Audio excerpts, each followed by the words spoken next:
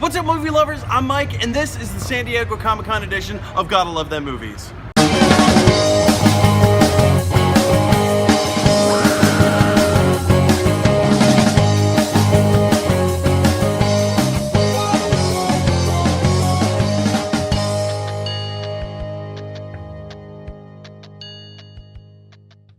Alright, so I promised that I would talk about the Marvel panel, which was last night, and that's exactly what I'm going to do right now. So,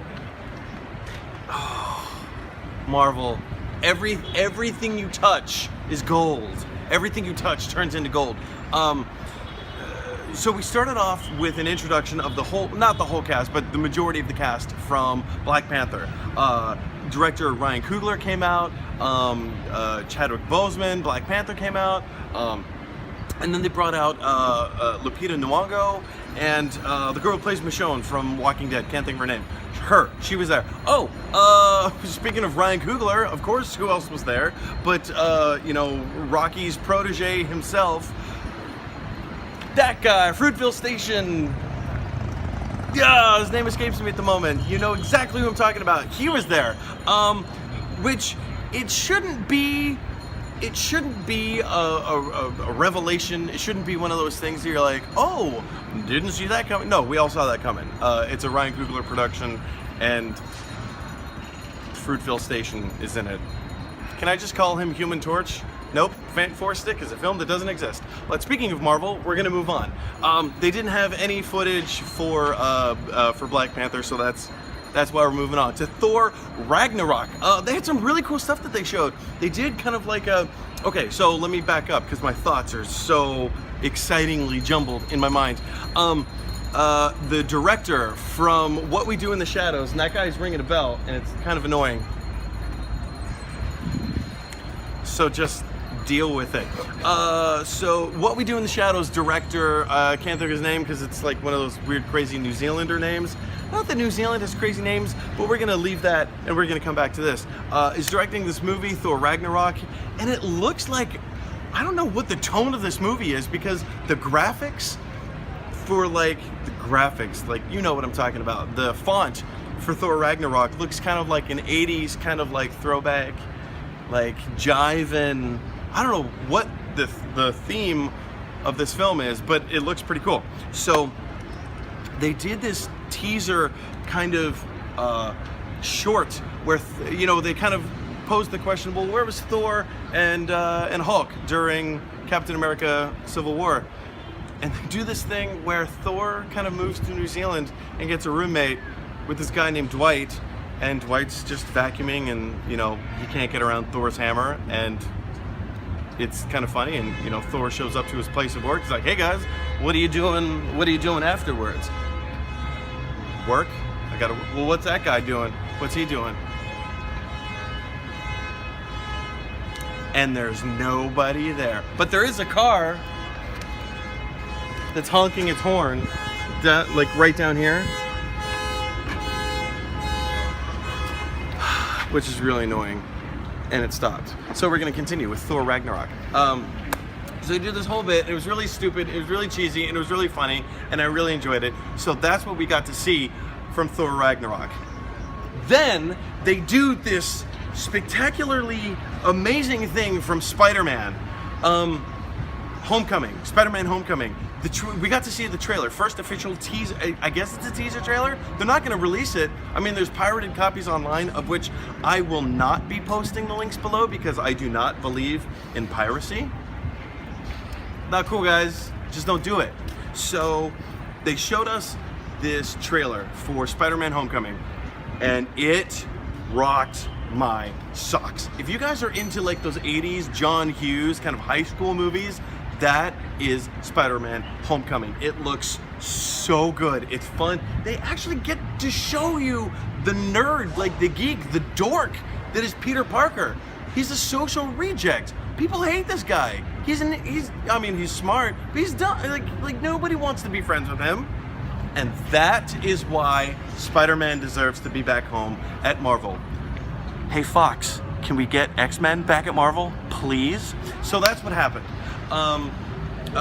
There's some really cool action sequences that is like all condensed down in like a really quick 10-second montage, which is just enough for you to get super excited and go like, this is Spider-Man, guys. This is Spider-Man. It's beautiful. Seeing him at the lunch table, just like eating lunch, like at like the dork section in high school, like that's, I'm sorry, I could continue on, but it was so cool. Then we got Doctor Strange. So Benny Cumberbatch comes out, and he's all like, what? Like he was at his pinnacle power of being excited. Like he had to calm himself down. He was shaking. His hands were shaking. He was so excited because the new trailer for Doctor Strange, like, so good, man. So good. The links for that trailer will be in the description below because it's officially being released by Marvel. Thank you for not pirating that video. Hall H. Thanks. So here's the thing. Doctor Strange, of course, it's very Inception. I've heard a lot of people say, oh, we're Marvel Studios, we've seen Inception, we can do that. And they kind of did. But, oh, it looks like it's totally, everyone's saying it's opening up a new section into the Marvel Cinematic Universe, and it totally is. And it looks great, and it looks fun, and I'm excited for it.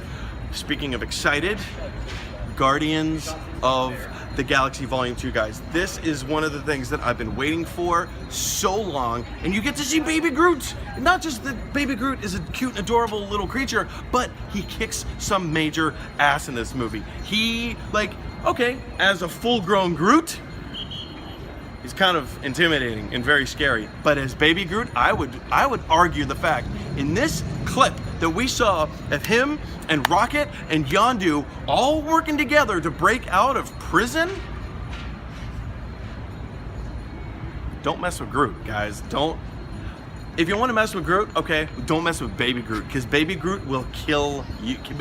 The amount of bodies, literally, I was laughing. I've never laughed at dead corpses literally falling from the skies. Hysterical. That was credited to Yondu, but Baby Groot will murder you without a second's notice, which is surprising. This is a Disney property. Yeah, Marvel Studios, Disney property. Groot will murder. There's murder in this movie. They straight up murder people to get out of prison, which if you're in prison, I don't recommend that you murder people to get out of prison. It's probably, in our world, gonna put you back in prison. And I mean, it's just a really bad thing.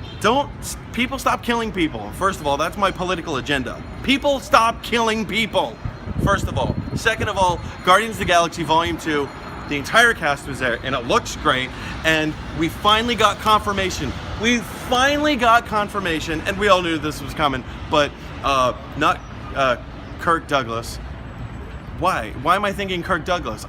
I should be talking about Mr. Hateful Eight himself, Mr. Big Trouble in Little China, and I'm stalling because I can't think of his name. Keith, what's his name? Kurt Russell. Thank you. Kurt Russell is finally revealed to be Star-Lord's father. Oh, and it's also been revealed in the trailer that he has a penis. So I didn't need to know that, but apparently Drax did, so thanks, Dave Bautista, for leading us down that little rabbit hole. So anyway, guys, I want to know what you thought of all of these trailers, of all the things that have been revealed here at Comic-Con in Hall H at San Diego. Let me know in the comment section below. If you want to follow me on Twitter, follow me on Twitter as my voice starts to kind of wean away a little bit at GLT Movies. If you haven't seen any of this, what are your thoughts? Do you think Marvel's full of it? I personally don't. I'm buying the movie tickets. I spent all night camped out for Hall H. Well, I mean, I got a wristband, but it doesn't matter. I spent all this time for this exclusive content, and it's going to be so fun and so exciting. Let me know what you have to say. Like this video, click like, subscribe to the channel, just click subscribe, and just click share. Just do it. Just share this video with everybody on the planet, because that's why. Michael B. Jordan, that's Fruitvale Station. Michael B. Jordan. All right, movie lovers, I'm out of here.